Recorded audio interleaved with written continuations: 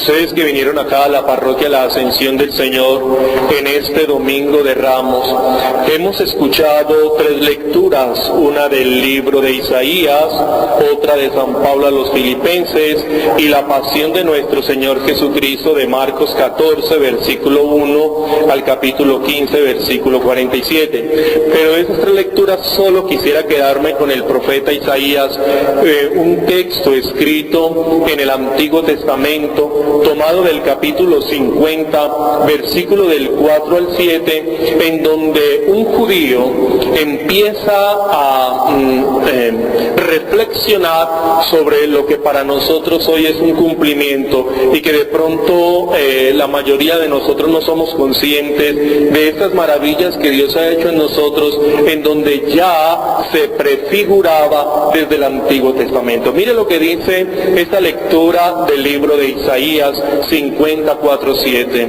El Señor me ha dado labios persuasivos para saber decir una palabra de aliento a los cansados. Eso es muy importante que hoy lo tengamos en cuenta.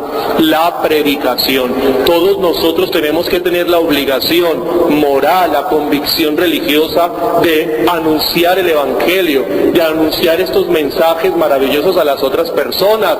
Todavía no he dicho qué es lo que hay que anunciar, pero nosotros tenemos que saber que Dios nos ha dado labios persuasivos, nos ha dado la capacidad a través de nuestra palabra predicar estas verdades que Dios ha hecho en nuestro espacio y nuestro tiempo, más nosotros que pertenecemos a una institución tan garante como es la Iglesia Católica. Entonces el primer elemento que yo quiero que tomemos del libro de Isaías 54:7 es esa necesidad de transmitirles a otros lo que este texto de Isaías habla prefiguradamente que nosotros tenemos en plenitud. Sigue el Evangelio diciendo, el profeta Isaías diciendo: cada mañana pone alerta mi oído para que escuche dócilmente.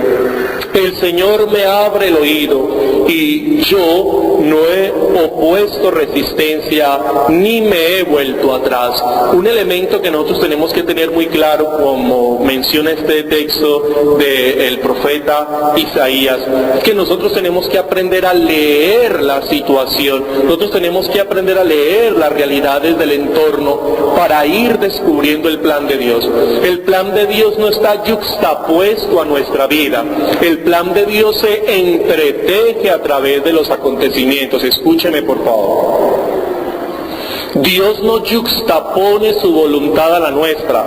Dios no pone junto a las decisiones nuestras su propia decisión, sino que a través de nuestra vida, a través de nuestros acontecimientos, a través de lo que vivimos, Dios va entretejiendo, Dios va uniendo su proyecto al nuestro.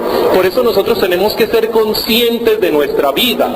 ¿Quiénes somos? Si somos hombre o mujer, si somos personas que nacimos primero en la casa o en el medio o somos los niños, si nacimos en una familia rica o no, si hemos podido estudiar o no hemos podido estudiar, si pudimos nacer al lado nuestro con papá o no. Es decir, toda una realidades circunstanciales que nosotros tenemos que ser conscientes de eso, porque Dios entreteje su realidad, su plan con la nuestra. Y por eso dice este profeta Isaías, me da un oído atento para escucharle, me abre el oído para entender su voluntad. Todos estos elementos Jesús nos lo enseñó y nosotros tenemos que ser conscientes de la riqueza que tenemos para poderla predicar y la conciencia que necesitamos en nuestra vida para poder interpretar y descubrir el valor de la voluntad de Dios que ha hecho en nosotros. Y mire lo que sigue el profeta.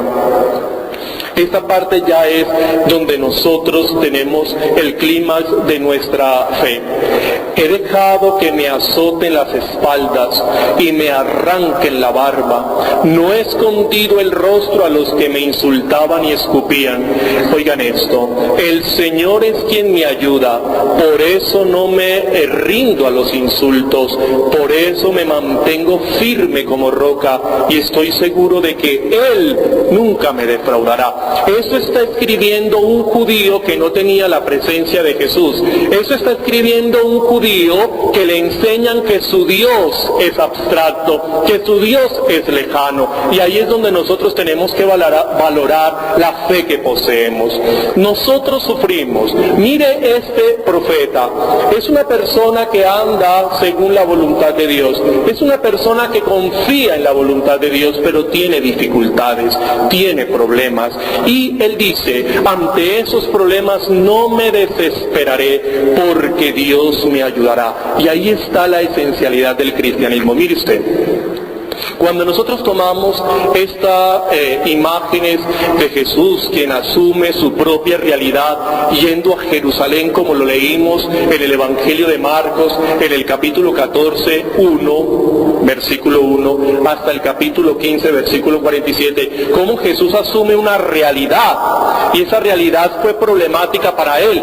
Y luego miramos cómo termina en una cruz, como nos lo relata el Evangelio de Marcos hoy leído, y confiando en su Padre. Por eso es el salmo que empieza a recitar en la cruz, Elohim, Elohim lema sabachthani. Es todo un salmo en donde una persona pobre, sin ninguna otra posibilidad, se encomienda a Dios para que el Señor lo ayude, y cuando Él muere en la cruz, resucita. Y eso para nosotros es muy significativo, porque la confianza que nosotros ponemos en Dios, como está haciendo este profeta Isaías 54:7, esa confianza donde Él se mantiene como una roca, porque está seguro que el Señor Dios hará algo por nosotros. ¿Cuánta más seguridad tendremos nosotros cuando nuestro Dios sabe lo que significa sufrir? El que escribió el libro de Isaías no conoció a un Dios sufriente, mientras que nosotros sí tenemos un Dios sufriente. Y el sufrimiento en el mundo se da por el pecado. ¿Y qué es el pecado? La sinrazón. ¿Qué es el pecado? El no sentido existencial. Luego, si el sufrimiento es hijo del pecado, ¿qué es el sufrimiento? Un sinsentido existencial. Por eso aquí hay una cosa muy interesante que nosotros tenemos que tener claro como cristianos. Dios nunca nos dijo por qué teníamos que sufrir, nunca. Nunca nos quitó el sufrimiento. Mírelo, ahí está. Y lo acabamos de leer en el Evangelio de Marcos. No nos quita el sufrimiento porque es inherente a la existencia después del pecado. Tampoco nos dice por qué sufrimos. Tampoco nos dice por qué sufrimos. Porque el sufrimiento es ilógico. El sufrimiento es irracional. Pero hizo una cosa extraordinaria, que eso es lo que nosotros tenemos que tener en cuenta. Es que con el sufrimiento nos acompaña. Cuando nosotros sufrimos, Dios se hizo nuestro acompañante. A ver, miremos esto. Cuando usted está sufriendo, cuando usted está en las malas, cuando las cosas no le están saliendo como quiere, descubra que mucha gente no nos vuelve a hablar. Mire que cuando nosotros pasamos por las malas, la gente se separa de nosotros. Cuando usted no tiene un trabajo y no puede pagar sus servicios, no puede mercar, y va usted y le dice a alguien, por favor préstame dinero, pues de pronto te la presta ahí, pero después no le vuelve a hablar. ¿Cuántas veces su esposa, su esposo empiezan esas crisis matrimoniales cuando se andan en esas dificultades? ¿Cuántas veces cuando usted está en problemas, ahí ya no tiene hermanos, ahí ya no tiene amigos, ahí ya no tiene nada? El sufrimiento es soledad. El sufrimiento genera soledad. Cuando nosotros sufrimos es cuando nos sentimos más solos, y es muchas veces cuando empezamos a tomar conciencia de nuestra vida, porque ya no tenemos esos espejos que otros nos ponen cuando tenemos plata en el bolsillo o cuando las cosas van funcionando bien. El sufrimiento genera soledad. Y por eso cuando este Evangelio de Marcos y cuando todos los textos nos señalan cómo Dios sufre, está haciendo una cosa extraordinaria. En vez de alejarse Dios, se acerca el sufrimiento. Y yo le invitaría a que usted haga su investigacióncita. Si usted se va para donde el judío y usted le dice al judío, judío, ¿yo por qué estoy sufriendo? Si yo soy una persona bien, si yo estoy cumpliendo con los preceptos de Dios, ¿yo por qué sufro? Oiga lo lo que le va a decir el judío. El judío le dice, porque Dios te está probando, porque tú de pronto le has faltado algo a Dios, porque te ha faltado más convicciones religiosas. Es decir, que ante el sufrimiento el mismo Dios se aleja. Tú estás sufriendo es porque Dios te abandona, tú estás sufriendo es porque Dios te ha dejado solo. Eso te diría un judío. Si tú vas a donde un musulmán y le dices, pero yo ¿por qué sufro si yo soy una persona de bien? Como ha señalado este texto de Isaías 50:4-7. ¿Pero por qué sufro? Porque de pronto no has sometido tu voluntad adecuadamente a Alá, te ha faltado un mayor sometimiento a Alá, y entonces vuelve a quedar solo en el sufrimiento. Y cuando te acercas al cristianismo, y el cristianismo tú le preguntas, pero ¿yo por qué sufro? Y el cristiano te dirá, no sé, pero lo único que yo sé es que Dios está sufriendo contigo. Extraordinario. ¿Por qué sufro? No sé, porque Él no nos dijo por qué.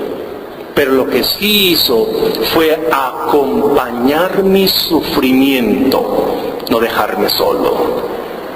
Eso es muy importante, y por eso lo que yo les decía ahorita cuando comencé esta reflexión, eso lo tenemos que predicar, eso lo tenemos que enseñar, eso se lo tenemos que decir a la gente hoy que andan como ahí sin Dios y sin ley. No estamos solos enfrentándonos a un problema, no estamos solos enfrentándonos a la vida. Existe este maravilloso Dios que asumió nuestra realidad humana, sufrió. Es que es increíble uno entender el sufrimiento que tuvo Jesús, Dios hecho hombre. Sufrió como nosotros sufrimos y nos dijo, pongan toda su confianza en mí, que yo haré algo por ustedes, porque yo sé lo que significa sufrir. Por eso hay que decírselo a los otros, por eso hay que enseñárselo. Yo les dije a ustedes, Dios ha dado nos ha dado labios persuasivos, nos ha dado palabra para transmitírsela a otros, Isaías 54. Por eso usted no se puede quedar callado, usted no puede esperar que su hermano, su hermana, su papá, su mamá, su esposa, su esposo empiecen a sufrir y usted simplemente se queda callado como cristiano. Enséñele, muéstrele esto, muéstrele esa maravillosa imagen de Jesucristo crucificado y dígale, tranquilo, no se desespere, no se angustie, no pierda el control, no pierda el dominio de su vida, porque no está solo, Dios te va a ayudar. Eso lo dice Marcos capítulo 14 y capítulo 15. Dios mantuvo el control de su existencia en medio de la dificultad porque puso su confianza en Dios. Asimismo, lo que ese profeta Isaías añoraba y veía y prefiguraba, nosotros lo tenemos en una convicción profunda, porque si alguien va a estar seguro de que Dios nos escucha, somos nosotros los cristianos. Y el cristianismo dice una cosa maravillosa: entre más suframos, más cerca Dios está. Entre más suframos, más cerca Dios está para ayudarnos. No nos castiga, no nos tienta, no se jacta en el dolor humano, sino que Él acompaña el sufrimiento, porque no nos lo puede quitar, porque es una realidad inherente en la existencia humana por culpa del pecado, y tampoco nos lo puede explicar porque el sufrimiento es un elemento irracional por culpa del pecado que hemos cometido. Pero Él no se quedó quieto, dijo, no les puedo quitar el sufrimiento, ni tampoco les puedo decir por qué es el sufrimiento, pero sí los puedo acompañar en sus momentos de dolor. El Señor esté con vosotros.